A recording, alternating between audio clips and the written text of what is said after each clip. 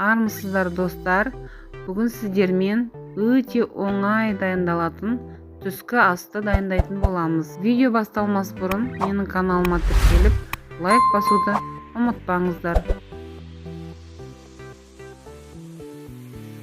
Ал енді бастайтын боламыз. Бізге керегі жуа, картоп, асқабақ және тұзбен бұрышты қосамыз. Ең алдымен жуаны майдалап турап аламыз.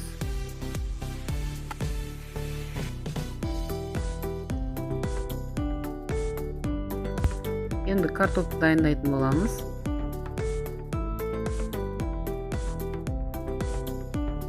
Және асқабағымызды турап аламыз.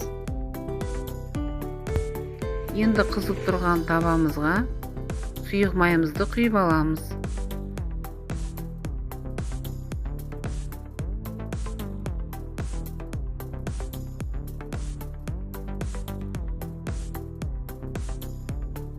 Енді қызып тұрған табамызға пиязымызды саламыз. Енді оның үстіне картоп салып, екеуін бірге қуырып алатын боламыз. Енді өзіміздің қалауымызша тұзбен бұрыш саламыз.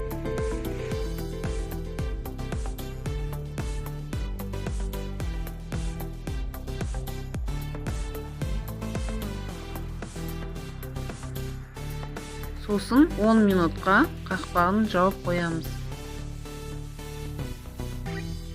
Енді асқабағымызды салатын боламыз.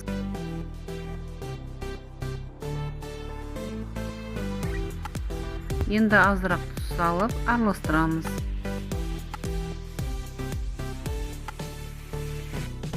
Енді қақпағын жауып, тағы да 10 минутқа қойып қоямыз.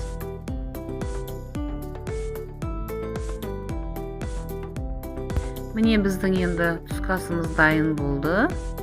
Өте дәмді болып шықты. Астарыңыз дәмді болсын.